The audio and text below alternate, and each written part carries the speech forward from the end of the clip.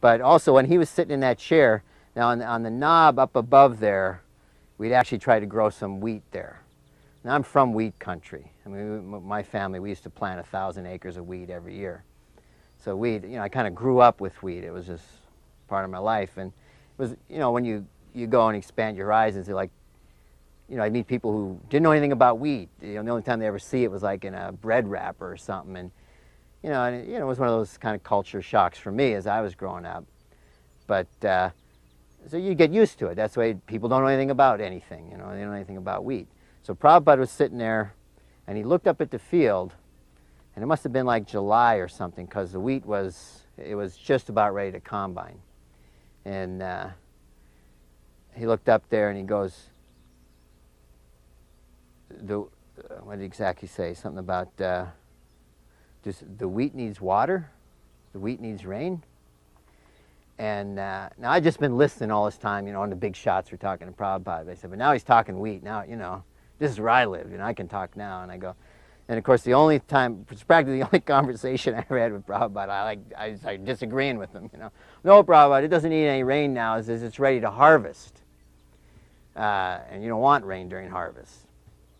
Then all of a sudden I realized where he was coming from is that, you know, in his way he was saying is that the crop wasn't a good crop. The crop was weak. And so not only, and immediately I just went, you know, my respect for him went way up, because not only did he recognize that it was wheat, which is, you know, sounds funny if you're from the country, but it's just the way it is, that people wouldn't know a wheat plant if they saw it. And not only did he recognize that it was wheat, but he knew it was a poor crop. And now that starts to take a bit of an eye, you know, it wasn't, you know, he actually had some insight to it. And I realized that's what he meant, and I said, yeah, we'd had a kind of an off year that year, whatever, blah, blah, blah. But, so that was kind of neat. I asked a question about eggs, and because I told Srila Prabhupada that some of the people say that there's nothing wrong with eating eggs because they take the eggs away before they're fertilized or something like that. I didn't understand the whole, you know, technicalities of how eggs are produced. But Srila Prabhupada answered that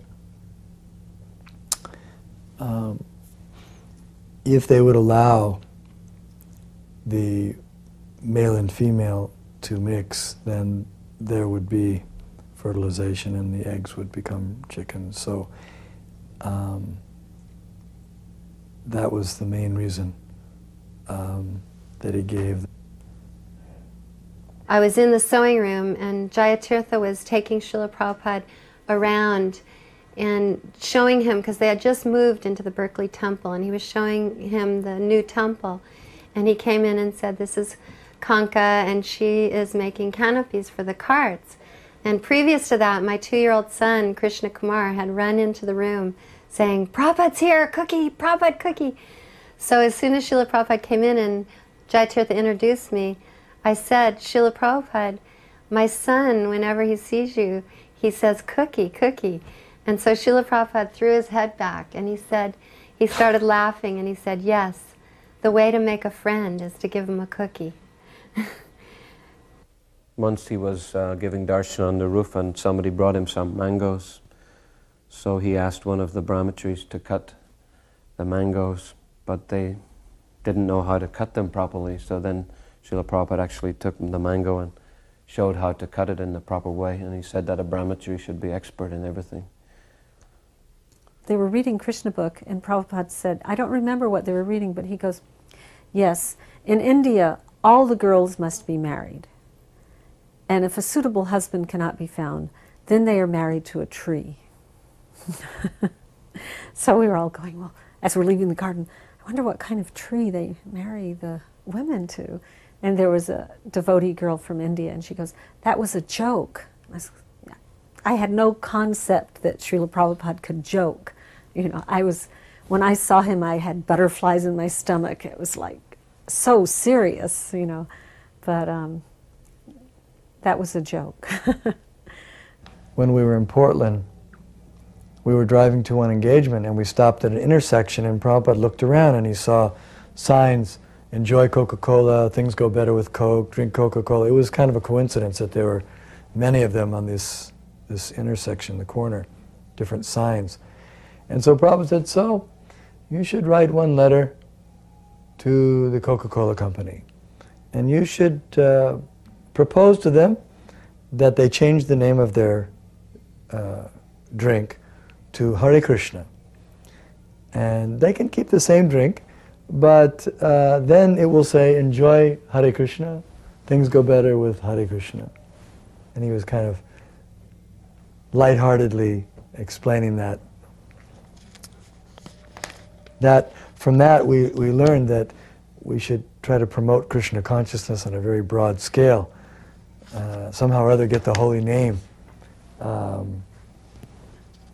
to the public, even by using media and all kinds of methods, whatever you have to do.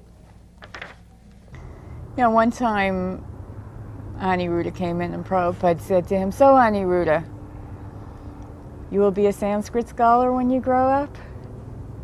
And Aniruddha said, no, Srila Prabhupada, I will be a cowherd's boy. Prabhupada said, oh, you will not be a Sanskrit scholar like your father? Aniruddha said, no, I will be a cowherd's boy. And so there was still some land that we hadn't bought up at that point. It was all like local people living there. And one of the kids, the local kids, had a motorcycle. And he was running up the road. He'd let that tractor go by, I guess. Okay. This kid would come, he'd come running up the road, and he was actually pulling right into the driveway where Prabhupada was talking. But he couldn't see. He couldn't see up in there that there was a lot of people in the yard. Then he'd turn it around and he'd rev it up a bunch of times and just roar down the road back to his house. It was just, you know, he was a kid just running up and down a quarter mile on the Ridge Road there. So finally Kaladri, it was, you know, it was a little, because the kid would, you know, like a kid on a motorcycle, make a lot of noise, peel out, head down the road. And he was just going back and forth. Kaladri says, and every time he'd come, he'd have to kind of stop and listen because it was so loud until the kid would leave. And finally Kaladri says, maybe I should ask him to stop. Prabhupada said, oh, don't. If you ask him to stop, he'll just do it more. Which was a pretty insightful way teenagers think.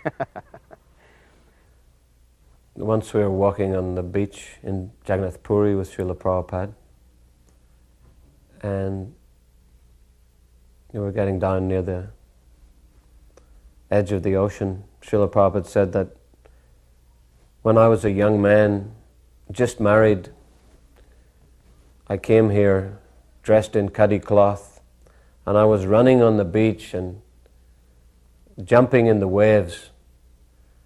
But now, he said, just see the position. And he was walking along with this cane. He said, do not think that this won't happen to you.